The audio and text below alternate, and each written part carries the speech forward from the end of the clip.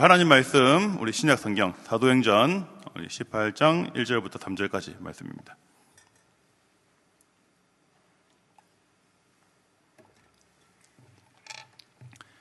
사도행전 18장 1절부터 3절까지 말씀을, 세 절 말씀을 다 같이 한번 합독을 하겠습니다. 함께 있습니다. 그 후에 바울이 아덴을 떠나 고린도에 이르러 아굴라라 하는 본도에서 난 유대인 한 사람을 만나니, 글라우디오가 모든 유대인을 명하여 로마에서 떠나라 한 고로 그가 그 안에 브리스길라와 함께 이달리아로부터 새로 온지라. 바울이 그들에게 가매 생업이 같으므로 함께 살며 일을 하니 그 생업은 천막을 만드는 것이더라. 아멘. 할렐루야. 예. 우리 김규성 형제님이 회장이 되셨군요. 와, 정말 하나님의 놀라운 은혜입니다. 정말 은혜가 아니고서는 우리가 설명될 수 없는 너무 귀한 또 우리 형제가 또 회장이 되어서 너무 감사드리고, 또 우리 보아스에서는 우리 보아스 우리 교회의 충성가라면 정말 최고의 우리 충성의 은사를 가진 우리 상훈 형제가 회장이 되었어요. 너무 축하드리고, 오늘 또 하나님의 은혜와 성령의 인도하심이 여러분 가운데 함께 하시기를 소망하고요. 제가 오늘 말씀을 좀 준비를 했는데, 사실은 신임 임원단들을 좀 마음에 품고 한 주간 기도하면서 말씀을 좀 준비를 했거든요. 그래서 오늘 여러분을 축복하는 마음으로, 응원하는 마음으로 말씀을 좀 나누고 싶습니다. 오랜만에 이렇게 거의 한 달 만에 강단에 선 것 같아요. 지난주에는 원래 지난주 제가 해야 되는데 갑자기 우리 담임 목사님께서 노외 일로 이렇게 다른 교회에 좀 가시게 되어서 제가 지난주 3부 예배를 섬겼거든요. 와, 정말 여러분 그 러닝 하시는 분들은 알죠? 5km 겨우 뛰는 사람이 여러분 10km, 15km 뛰다가 죽습니다. 그래서 지난주에 마치 그런 느낌이었어요. 지난주 3부 예배 말씀을 이렇게 준비를 하는데 한 주가 너무 힘들었어요. 너무. 그래서 제가 한 주간 이렇게 지난주 3부를 섬기고 난 뒤에 완전히 넉다운 돼버렸거든요. 여러분 이 시간이 그리웠고 이 시간에 오니까 너무 편안하고 참 좋은 것 같아요. 너무 오늘 여러분 감사드리고 이 자리에서 주시는 하나님의 은혜를 우리가 풍성하게 누리면 참 좋을 것 같습니다. 자, 오늘 저는 부르심의 길은 홀로 걷지 않는다, 자, 이런 제목으로 말씀을 한번 나누고 싶습니다. 자, 친구 여러분, 사람은 참 간사하고 이중적인 것 같아요. 무슨 얘기냐면요, 우리가 살다 보면 이렇게 관계나 사람에게 시달릴 때가 있습니다. 그죠? 일을 하다 보면은, 직장 생활 하다 보면은, 때로는 가정에서 여러 가지 상황 가운데 관계 때문에 어려움 겪는 경우가 있습니다. 기가 다 빨린다고 하죠. 번아웃이 됩니다. 그죠? 이런 사람에게 찾아가서 당신에게 가장 필요한 것이 무엇이냐면, 그냥 아무도 없는 무인도에 가서 몇 달 살다 오고 싶다, 이런 얘기를 하게 될 거예요. 여러분 정말 그런 시간이 오면 어떨까요? 그런 상상해 보신 적 없어요? 저는 2005년부터 제가 사역을 시작했거든요. 2007년도에 결혼하고 제가 2016년도에 가족들과 이제 유학을 갔습니다. 11년가량 쉬지 않고 뒤돌아보지 않고 정말 열심히 교회를 섬기고 사역을 했는데 딱 떠났잖아요. 첫 해에는 어땠을 것 같아요? 너무 좋았습니다. 자유를 만끽했죠. 새벽기도 안 가도 되죠. 설교 준비 안 해도 되죠. 너무 좋았어요. 1년 동안은. 그런데 1년이 딱 지나니까요, 어떤 생각이 드는지 알아요? 사역하고 싶다, 설교 준비하고 싶다, 어디 신방할 데 없나, 그런 마음이 듭니다. 사람 이상하죠, 그죠? 죽어라 일하고 사역하고 그럴 때는 쉬고 싶어요. 좀 너 혼자서 조금 시간을 보내고 싶다, 이런 생각이 드는데 막상 한 1년 쉬어보니까 정말 관계가 그립고 사람이 그립고 교회가 그리웠습니다. 그래서 실제로 제가 남아공에 3년 있으면서 교회가 너무 작기 때문에 저는 그냥 봉사를 했거든요. 제가 사역을 하지 않았어요. 중간에 잠시 비어서 6개월간 어린이부를 잠깐 맡은 적이 있지만 그냥 봉사만 했습니다. 그런데 여러분 외국에 나가면 여러분 한번 경험해 보신 분 아시겠지만 영적으로 참 피폐해집니다. 그래서 제가 주일마다 우리 김대현 목사님의 설교를 들었거든요. 왜냐하면 그 시간대가 달랐기 때문에 외국에 갔어도 우리 초량교회, 우리 예배, 우리 김대영 목사님의 설교를 들으면서 이렇게 영적으로 공급받았던 그런 기억이 있습니다. 하나님의 형상으로 창조된 사람은 참 희한하고 재미있는 존재인 것 같아요. 왜 그렇습니까? 사람은요, 때로는 관계 때문에 완전히 무너지는 사람이 있어요.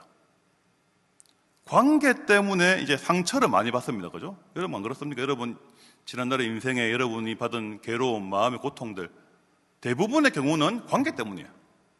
사람은 관계 때문에 엄청난 상처를 받아요. 그런데 왜 사람이 재미있는 존재냐? 관계 때문에 또 회복과 치유도 경험합니다. 여러분 안 그래요? 인간은 참 그런 존재예요. 관계 때문에 힘들어했다가, 관계 때문에 회복했다가, 이랬다가 저랬다가 이렇게 살아가는 게 우리 인간인 것 같아요. 여러분, 우리에게는 왜 관계가 중요할까요? 사람에게는 왜 관계가 중요할까요? 우리 인간을 창조하신, 우리 사람을 창조하신 하나님의 본질이 바로 관계로 존재하시기 때문이다. 제가 예전에 이 얘기를 몇 번 드렸습니다. 우리 하나님의 삼위일체 하나님, 페리쿠레시스, 상호 내재, 상호 내재, 상호 침투로 존재하신다. 무슨 얘기냐? 내가 네 안에, 네가 내 안에 존재하는 상태. 우리 하나님은 성부, 성자, 성령 세 위격으로 존재하시지만 네가 내 안에, 내가 네 안에 상호 내재, 상호 침투로 존재하고 계시죠. 그래서 하나님은 완벽한 관계 가운데, 완벽한 연합 가운데 존재하신다는 거예요. 그래서 하나님은 천지를 창조하시기 이전에 바로 관계가 먼저 존재했다는 거예요. 그래서 사람은 어쩔 수 없이 관계적 존재입니다. 이제 사도 바울 얘기 좀 해볼게요. 초대교회의 이제 13번째 사도입니다. 그죠? 바울은 불세출의 사도. 불세출, 무슨 말인지 아시죠? 좀처럼 나타나지 않는 매우 탁월하고 뛰어난 사람을 불세출이라고 표현을 합니다. 정말 바울은 정말 불세출의 사도였습니다. 여러분, 다른 그 12사도들의 출신이 어디였습니까? 대부분 갈릴리였습니다. 그죠? 이스라엘 북부의 그 갈릴리. 소위 말해 그냥 이스라엘의 외곽 지역에 있는 가난하고 그냥 아주 평범한 그 갈릴리 출신의 제자들이 대부분 12사도였습니다. 그런데 이 바울은 여러분 어떤 사람이었습니까? 제가 한번 이 얘기를 몇 번 드린 적 있죠. 바울은 정통 베냐민 지파 출신입니다. 그죠? 그리고 디아스포라 유대인이에요. 쉽게 말해 교포입니다. 교포. 그리고 이 바울은 로마 시민권이 있었어요. 와, 여러분 그죠? 로마 시민권. 그리고 아까 우리가 방금 본문에 나와 있지만 바울은 귀족들이 사용하는 이동식 텐트를 제작하는 기술자였다. 그 당시 하층민들이 주로 갖고 있는 목수 뭐 이런 정도 따위의 직업이 아니라 귀족들이 쓰는 텐트를 제조하는 그런 대단한 기술을 갖고 있었습니다. 뿐만 아니죠. 이 바울은 얼마나 대단한 사람이냐. 학사 에스라처럼 내가 랍비가 되고 싶어가지고 소아시아 다소에서 예루살렘으로 유학을 옵니다.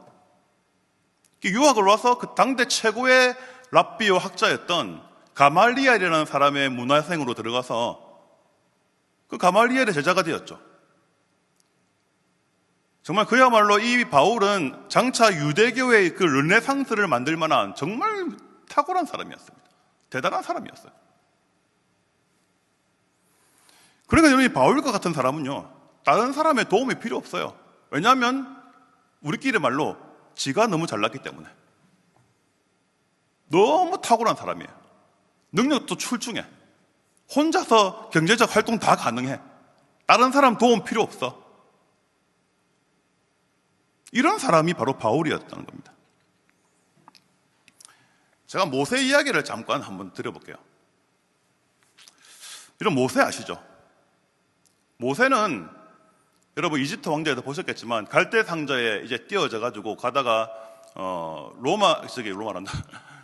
그 애굽에 그 공주, 이제 그 공주가 장차 애굽의 위대한 여왕 하세푸트 여왕입니다. 그 여왕의 이제 양자로 이제 들어가게 됩니다. 그죠? 그래서 이 모세는 당대 최고의 강대국이었던 이 애굽의 왕자가 됩니다. 그래서 이 사람은, 이 모세는 그 애굽에서 최고의 지도자 수업을 받게 됩니다. 그런데 여러분도 잘 아시듯이 모세가 40세가 되던 어느 날에 자신의 동족 이스라엘 백성들이 이렇게 고난과 고통을 받는 모습을 보게 되죠. 막 이렇게 채찍도 맞게 되고 막 그런 어려움이 있습니다. 그런데 이 모세가 자신의 어떤 그 동족에 대한 이런 마음이 일어나는데 몰래 그 자신의 동족을 박해하는 그 애굽 관리를 죽여버리죠. 이 일이 탄로 나버렸습니다. 이집트 왕자였는데. 그래서 어떻게 합니까? 광야로 도망가 버립니다. 도주해 버립니다. 그래서 이 모세는 40년간 광야에서 우리끼리 말로 썩게 됩니다. 40년간 여러분 광야에서 한번 지낸다고 생각해 보세요. 이집트 왕자의 아우라는 다 사라졌습니다. 이제 그냥 광야에서 목축이나 하는 베두인이 되었어요. 베두인 아시죠? 바깥에서 이 천막 치고 살면서 얼굴은 뭔데 그치하고 다 타고 그냥 뭐 그런 베두인이 되어버렸습니다. 모세는 그냥 광야에서 살아가는 그냥 아주 무명의 그냥 베두인, 그냥 한 사람이 되었습니다. 하나님은 그때 모세를 탁 부르시죠. 이스라엘의 구원자로 탁 부르십니다. 하나님은 자신이 아무것도 아니다라고 여기는 사람을 꼭 부르시는 어떤 그 경향이 있습니다. 그죠? 내가 잘났네, 내가 좀 이게 뭐 좀 급이 있네, 내가 좀 능력과 스펙이 좀 되네, 이 목이 곱고 막 이런 사람은 하나님 절대 안 부르시죠. 하나님, 나는 아무것도 아닙니다. 내가 뭘 할 수 있겠습니까? 오케이, 내가 니를 쓰겠다. 지난주 그 임원단 선출된 그 지체들을 제가 봤을 때는 딱히 뭐 이렇게 탁월한 어떤 것들이 나타나지 않을 수 있어요. 그런데 제가 보니까요, 하나님의 일은요, 개인의 역량은 크게 중요하지 않는 것 같아요. 개인의 역량보다 내가 하나님의 은혜가 아니고서는 내가 아무것도 아닙니다. 이런 사람이면 됩니다. 그렇게 하면 할 수 있어요. 그럼 걱정하지 마세요. 신임 임원단들. 위에서 뭐가 두드리나? 뭔 소리지? 양모사님 한번 바깥에 뭐가 둥둥 두드리는 소리가 나는데 한번 좀 봐주시겠습니까? 자, 제가 왜 방금 모세 얘기를 했냐면요, 하나님께서 바울을 딱 부르시는 때가 있습니다. 정말 최고로 잘 나갔던 금수저 중에 금수저, 로마 시민권자고 대단한 기술을 가지고 있고 마음만 먹으면 돈도 벌 수 있고 가말리엘 문화의 최고의 유대교 수업도 받았고 이런 사람이 하나님께서 바울을 부르시는 그때가 언제냐면요, 예루살렘의 유학생으로 공부할 때 부르신 것이 아니라 언제 부르심 받습니까? 바울이 초대교회를 박해하고 제거하는 사람으로 알려지기 시작할 때입니다. 바울은 다메섹에 있는 예수님의 제자를 딱 체포하러 가는 길에 그 예수님의 부르심을 받았다는 것이죠. 바울은 그전에 이렇게 생각했어요. 저는 다른 사람은 도움 필요 없습니다. 저 혼자만으로 충분합니다. 나는 나 혼자만으로 충분히 하나님을 영어롭게 할 수 있습니다. 이렇게 생각했습니다. 이랬던 바울이 다메섹 도상에서 예수님의 그 빛나는 영광을 보고 눈이 벌어버리죠. 그래서 바울은 예수님을 만난 이후에 처음으로 누군가의 도움을 받기 시작했다는 겁니다. 그럼 참 재밌지 않습니까? 예수님께서는 초대교회의 핍박자, 박해자, 대적자, 이 바울을 왜 굳이 사도로 불렀을까요? 아무리 생각해도 이해가 잘 안 됩니다. 그죠? 왜 하필이면 이런 사람을 사도로 불렀을까? 우리 집에서 편하게 지내시면서 여기에서 말씀도 가르치시고 전하십시오. 제가 보니까 브리스길라와 아굴라 이 부분은요, 상당한 재력가였던 것 같아요. 집도 넓었던 것 같아요. 바울에게 모든 것을 다 제공을 합니다. 만일 여러분이, 저도 그런 상상을 한번 해봤어요. 제가 예전에 우리 신학학 교수님한테 이런 질문도 해본 적이 있습니다. 아니, 바울은 어떻게 말씀을 가르쳤길래 바울이 가서 말씀을 가르치는 곳마다 교회가 세워지고 뭐 그런 역사가 일어났을까? 정말 저도 옛날부터 이런 고민들을 참 많이 했었습니다. 브리스길라와 아굴라는 바울을 통해서 복음을 받고 성경을 배웠습니다. 정말 바울의 말씀을 들으면서 그 두 사람의 마음이 변화되고 영혼이 변화되고 구원을 받게 되죠. 정말 이 부분은 디모데만큼이나 바울에게 정말 큰 조력자가 되어주는데요. 나중에 이 바울은 이 부부를요, 에베소 교회로 파송까지 합니다. 당신이 에베소 교회 가서 목회를 좀 도와주십시오. 그런데 18장 후반부에 이런 좀 일들이 있습니다. 이 에베소 교회에 알렉산드리아 출신 아볼로라는 유대인이 와서 말씀을 전하기 시작하는데요. 여러분, 알렉산드리아가요, 지금 이제 이집트 북쪽 지중해를 끼고 있는 알렉산드리아는 아주 아름다운 도시가 있는데, 그 당시 알렉산드리아는 그 당시 최고의 도서관에 있었거든요. 학문과 지식의 중심지였습니다. 그 알렉산드리아 출신의 아볼로가 얼마나 똑똑했을까요? 정말 박식했습니다. 하나님 말씀에 만능통했습니다. 그런데 브리스길라가 아굴라가 이 아볼로의 말씀을 듣는데 요한의 세례밖에 몰랐다는 거예요. 예수님은 몰랐습니다. 그래서 이 부부가 아볼로를 조용하게 불러서 다시 복음을 전하고 말씀을 가르쳐주고 풀어줍니다. 와, 여러분 대단하지 않습니까? 바울은 그 정도 급의 제자를 세웠다는 거예요. 브리스길라와 아굴라가 바울에게 얼만큼 배웠는지 자세히는 모르지만 바울에게서 말씀을 배우면서 성경에 능통한 아볼로를 변화시킬 만큼 그러한 말씀의 능력을 갖고 있었다는 거죠. 바울은 이러한 사람들과 동역을 하면서 정말 자신에게 부어 주어진 이 부르심의 길, 그 이방인의 사도의 길을 담대하게 걸어갔다는 것이죠. 자, 이제 말씀을 한번 정리해 봅시다. 제가 오늘 말씀을 정리하면서 여러분에게 우리 삶과 우리 공동체에 마지막으로 적용을 하고 말씀을 마치겠습니다. 사랑하는 친구 여러분, 여러분은 왜 혼자 걸어갑니까? 왜 여러분은 혼자 살아갑니까? 뭐 결혼을 왜 못하느냐 이런 질문은 아니에요. 오해하지는 마시고. 여러분은 왜 혼자 걸어가죠? 왜 혼자 살아갑니까?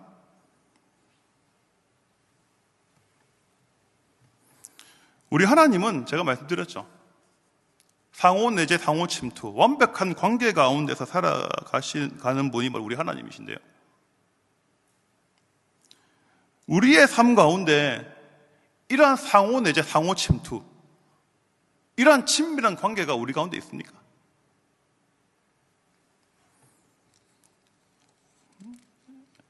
이 질문이 여러분의 마음을 좀 무겁게 한다면 여러분 용서해 주십시오.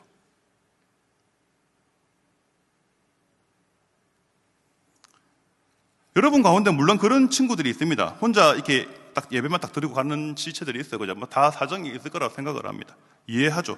저도 그랬을 때가 있었으니까요. 공동체가 싫을 때가 있어요. 예배만 딱 드리고 그냥 부담스러워 그냥. 저도 청년의 시간에 제일 부담스러웠을 때가 서로 축복하는 시간입니다. 별로 친하지도 않은데 평소에는 안 친한데 축복할 때는 뭐 얼마나 친한 척하는지 몰라. 그런데 제가 말씀을 이렇게 묵상을 하고 성도의 삶, 우리가 어떻게 살아가야 될지 고민을 하면서 관계가 없이, 교제가 없이 그냥 내가 혼자서 걸어가는 길은 정말 하나님의 부르심과 무슨 관련이 있지? 이런 생각을 해보게 돼요. 내가 정말 성령의 인도하심을 받고 내가 정말 하나님의 그 부르심의 길대로 걸어가고 있는가라고 돌아볼 때에 내 삶의 주변에 친밀한 관계가 바로 필수적입니다. 이러한 관계 없이 하나님의 부르심요? 글쎄요. 제가 말씀드렸죠. 바울은 자기 혼자 모든 일을 다 할 수 있었던 그런 사람이었습니다. 근데 하나님께서 그를 꼬꾸라뜨린 이유가 있죠. 얘야, 너는 너 혼자서 절대 걸어갈 수 없단다. 어떤 사람에게는 그러한 자를 위해서 배우자를 허락해 주실 때가 있고, 제가 29에 결혼했잖아요.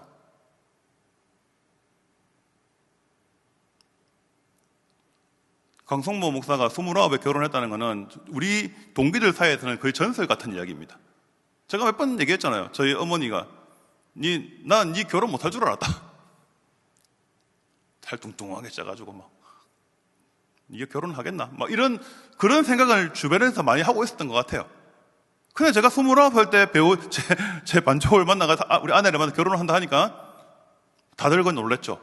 저희 인생에 있어서 저희 아내와의 만남은 하나님 나라의 그 부르심을 확인하는 아주 중요한 분기점이 되었습니다.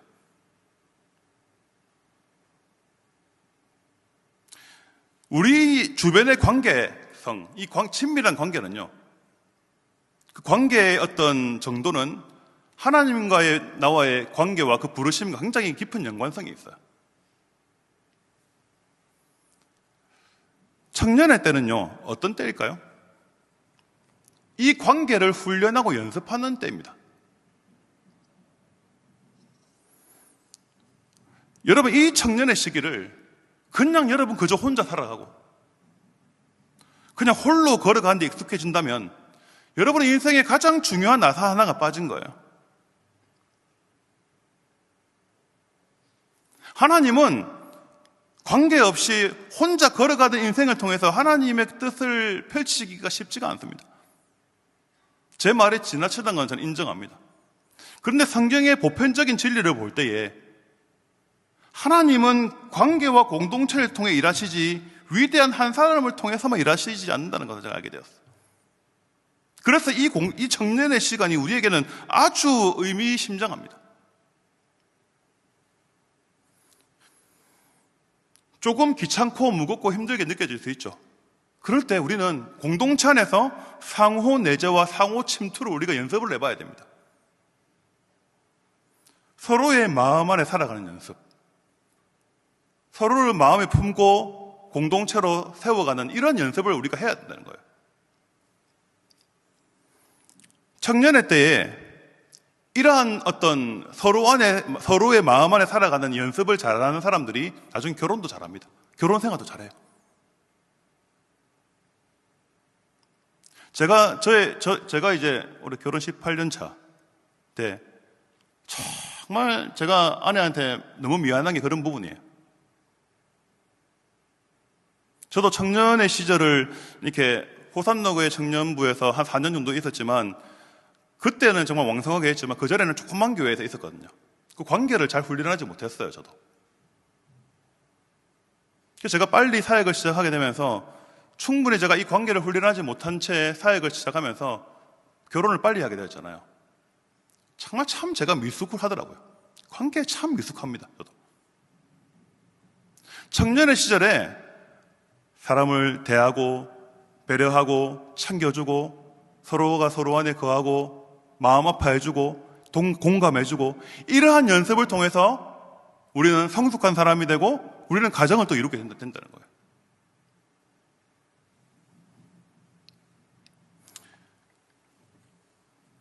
친구 여러분, 지난주에 야긴가 보아서 우리 새로운 임원단 선출되었습니다. 마지막으로 여러분에게 우리 새로운 신임 임원단 여러분들에게 몇 가지 권면의 말씀드립니다.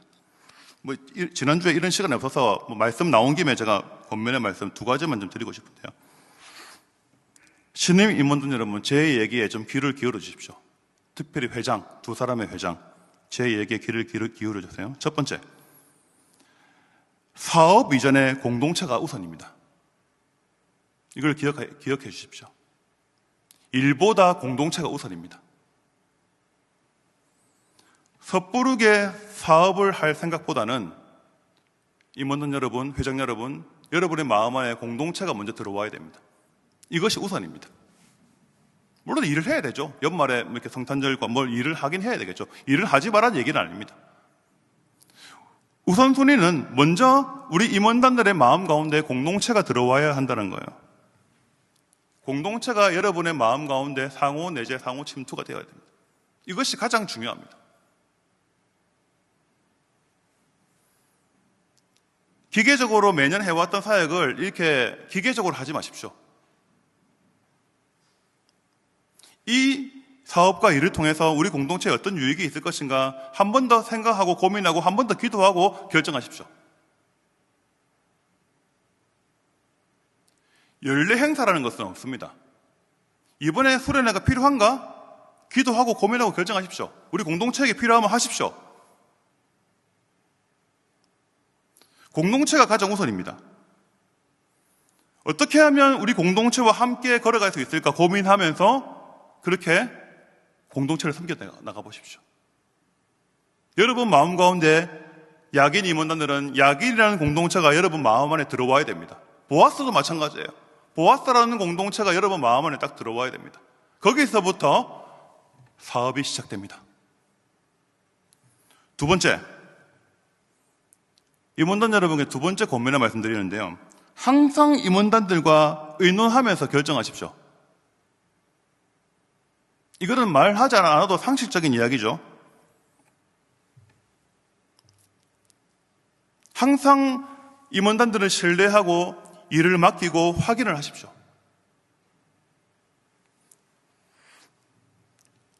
동역자를 신뢰해야 됩니다. 잘할 수 있다고 믿어줘야 됩니다. 하겠나 이게 아니고 할 수 있다라고 얘기해 주십시오.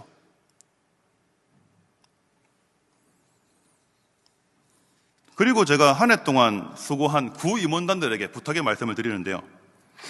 너무 고생 많으셨고 우리 구 임원단들에게 부탁을 드리는데 우리 신 임원단들이 홀로 걷지 않도록 옆에서 많이 격려해 주시고 응원해 주세요. 진짜 여러분의 응원과 격려가 많이 필요합니다. 그리고 기쁘게 신 임원단들의 어떤 그 사업에 동참해 주시고 순종해 주십시오.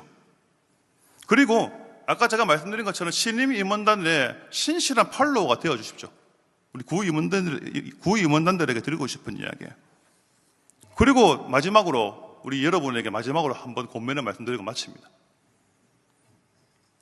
만물의 주관자이신 예수님도 12명의 동역자가 있었습니다. 여러분 기억하십시오. 만물을 다 가지신 예수님도 내 혼자 다 할 거야 이게 아니었어요. 부족하지만 사람을 세웠어요. 12명을 세웠잖아요. 만물을 가지신 주관자이신 예수님도 동역자와 함께 걷고 걸어갔습니다. 일했습니다. 불세출의 사도 바울에게도요 이렇게 신실한 동역자가 있었어요. 여러분들은 정말 바울보다 뛰어납니까? 예수님보다 뛰어납니까? 사랑하는 형제자매 여러분, 절대 홀로 걸어가지 마십시오. 야긴과 보아스와 이제 함께 걸어가면 좋겠어요. 여러분의 인생 가운데 내 인생 20대를 돌아오면 내 곁에 야긴이 있었고 내 30대 인생을 돌아오면 내 오른쪽에는 보아스가 있었다. 여러분 그렇게 한번 해주시면 어떨까요? 부르심의 길은 결코 혼자 걸어가는 길이 아닙니다. 혼자 걸어가는 길은 죄송합니다만 부르심의 길이 아니에요. 하나님 부르시는 그 길은 교회와 함께 걷는 길이고 여러분 곁에 붙여주신 야긴과 보아스와 함께 걸어가는 길입니다. 여러분 이 말씀 기억하시고 다시 한번 공동체를 여러분 마음속에 품고 신실하게 여러분의 삶의 여정을 걸어가시는 여러분이 되시기를 예수님의 이름으로 축복합니다.